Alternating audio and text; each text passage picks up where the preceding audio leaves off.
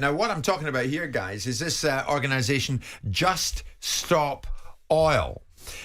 Protesters have been jumping onto the pitch and trying to attach themselves to the goalpost. We saw it at Goodison the other night, and there was a lengthy delay when officials ran on with a very sizable pair of bolt cutters and tried to detach them from the goalposts, one individual, should I say. Are protesters right to use the Premier League stage to impart their messages? Now, Forest Green Rovers owner Dale Vince joins us live. Dale, good afternoon. Good afternoon, Jim, guys. Dale, thank you very much for being with us. I am presuming you back them all the way. Well, it's an interesting one, isn't it? You know, as a football fan and as somebody that runs a club, I wouldn't want to see disruption. And yet the issue is so big. The need to stop oil transcends sport. It transcends motorways, you know, transcends everything. And we can see that especially now with the war in Ukraine. We can see that we're dependent on some dodgy people and dodgy regimes around the world for our oil and gas. If not Russia, it's the people in Saudi Arabia, you know, that just executed 80 people last weekend.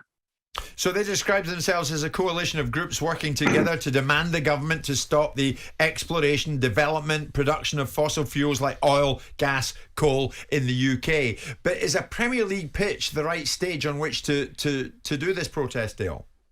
Well, I think any stage is the right stage, actually, from a protester's point of view, because what you're looking for is to bring attention to the issue and bring some disruption, because if you don't shake the kind of business as usual, life as usual kind of approach and mentality, then you don't get people to think about these bigger issues that need dealing with. We've seen a few protests. There might be a few more this weekend. We don't know. There might be. You get any idea, Dale, who's funding it?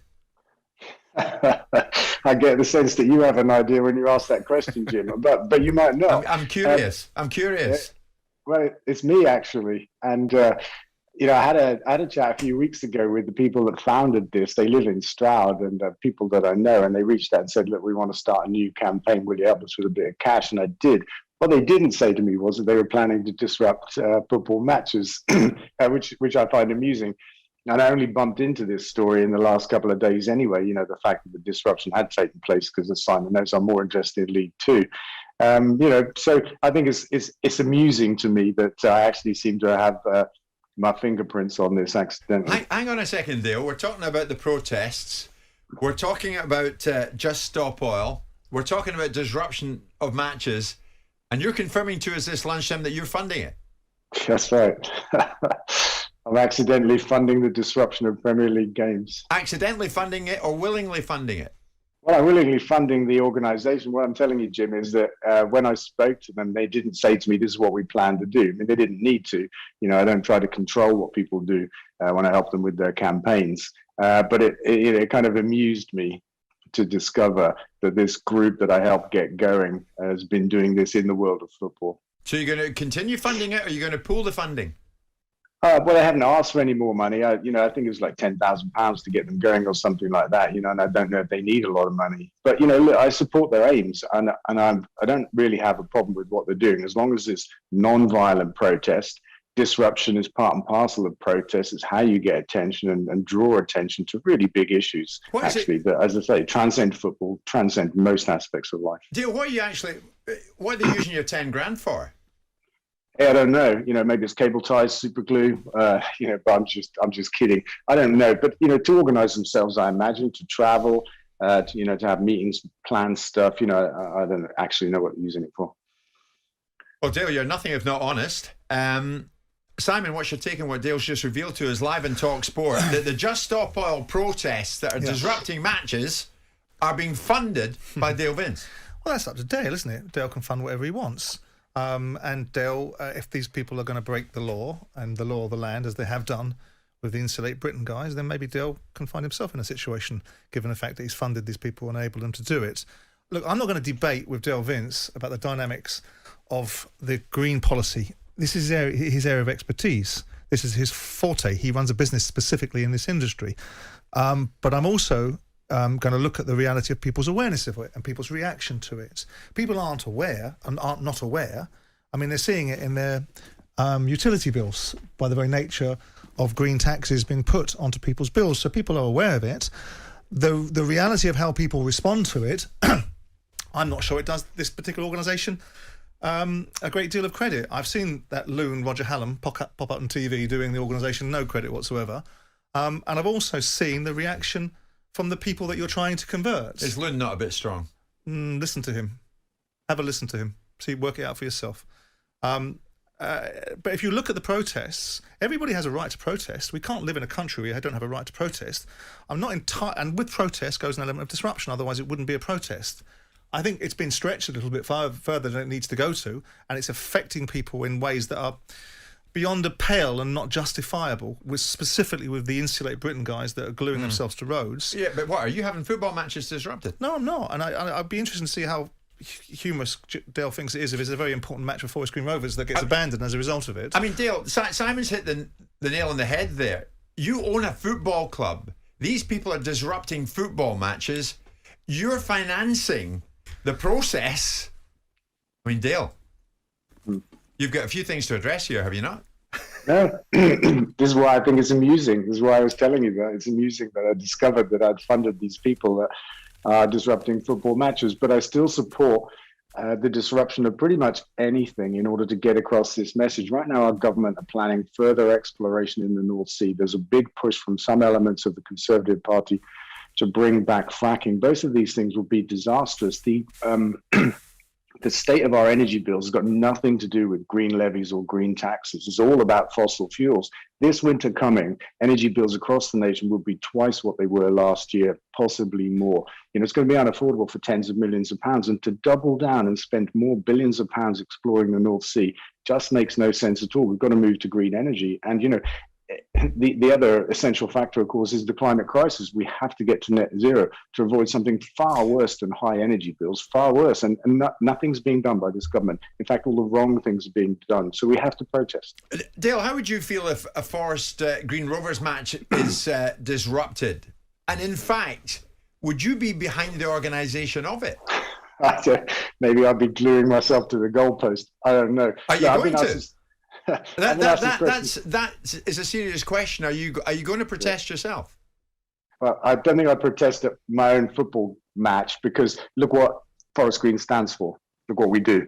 We're a zero carbon club, greenest football club in the world, according to FIFA and the UN. We're out there making the case for football clubs to change, for the world of sport to change, actually. So I don't think protesting at a Forest Green game would make a lot of sense. We're very careful about sponsors. We've got no gambling sponsors, for example. Definitely got no fossil fuel sponsors. So I've been asked a question before about Extinction Rebellion. How would I feel if they came to protest at a game? You may have asked me that, Jim, a couple of years ago, and I just shrug and say, look, these are really big issues, and where these people choose to protest is where they choose to protest. I mean, a lot of people, Trevor, this lunchtime will be open-mouthed. All credit to Dale for his honesty. Absolutely. I give him that, and his openness. Yeah. And he's nothing if not honest and open every time he comes on. But here you have an owner of a football club who's actually backing the protesters. Yeah, he's backing the protesters, but he didn't realise what they were going to do. So I think on that basis, he's not party Dale, to why it. would you hand over 10 grand if you didn't know what they were going to do? Because he believes in the cause. Yeah, that's right. I mean, I know the people, and they said to me, look, we want to start a new campaign to stop oil. And listen, it's a campaign I'm completely behind. We've got to stop the exploration and production of oil. We've got to move into renewable energy. It's such an urgent issue. So, yeah, I said, sure, I can help out. And I did. So how long is this going to go on, Dale? You've obviously got intel that you could share with us. No, I know nothing. I mean, I was surprised when I got the call to come on the show because of the disruption of a couple of Premier League games. I actually had missed that in the news, so that was news to me. So I know less than you guys, I reckon. All sorts of questions being asked of us to ask you. Does Dale have any idea how the cable ties have got made? Does he know the process that these people are going through?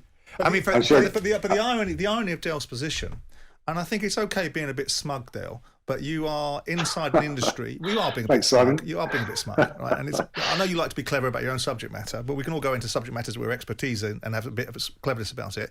I'd like the game to perhaps charge you with bringing it into disrepute of games are disrupted because of your funding of a bunch of idiots. But the bottom line is no one's missing this message. And your argument about utility bills is nothing. I'm not talking about the hike in the costs of it. There's been a levy on utility bills for many years. So the cost of bills that people are getting, whether it's inflated or not, is still as a result of the green levy and still as a result of the government pursuing a net zero policy. But but my point is that the backdrop to this is that the public loathe it. The people that you're trying to influence push back against it and think it's absolutely contemptible, and you lose the message. The message has been lost. It's been universally accepted by a medium that I don't much like, which is the mainstream media a lot of the time, that the focus on what's being done by Extinction Rebellion and Insulate Britain, the message is lost in the disruption.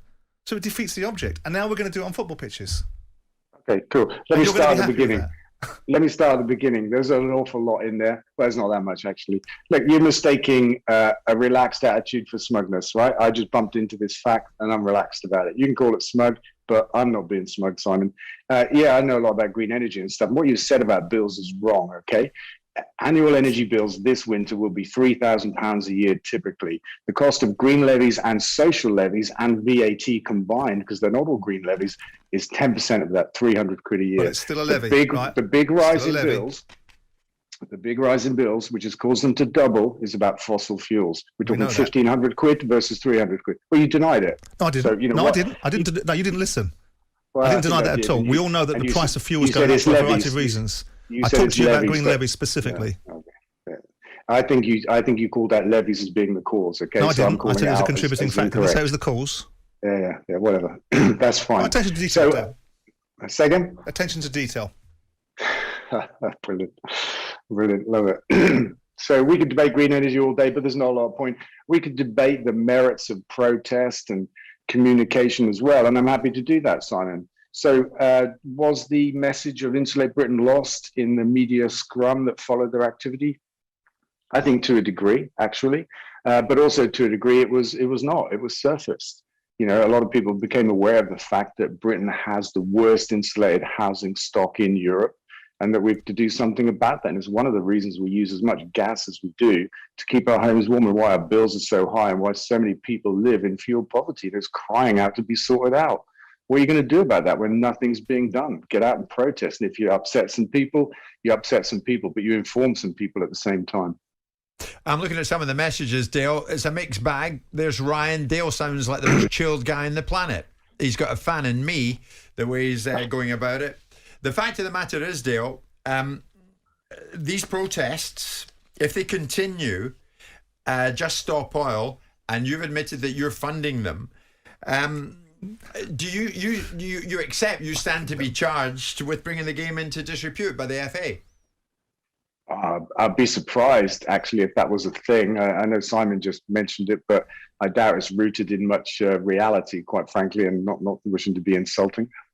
But it's considerable disruption. If you fund an organisation that then disrupts football matches, and you're quite happy to tell people, well, you're not really funding it, you give them 10 grand, see how long that lasts. Right, maybe it can get them a few bars of soap. But the bottom line is that you're not really funding it. But if you were funding it, there is an allegation that you could be funding something that brings the game into disrepute. I wrote articles in newspapers a few years ago when I was the chairman of Palace, and I got charged for bringing the game into disrepute because I made observations about the game. We're in the same territory. Cool. Did they fine you? Yeah, they tried to.